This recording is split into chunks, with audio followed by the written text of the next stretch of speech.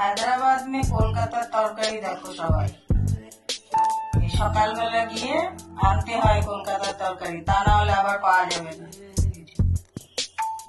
দাম অনেক, এইটুকু তরকারির দাম 550 টাকা।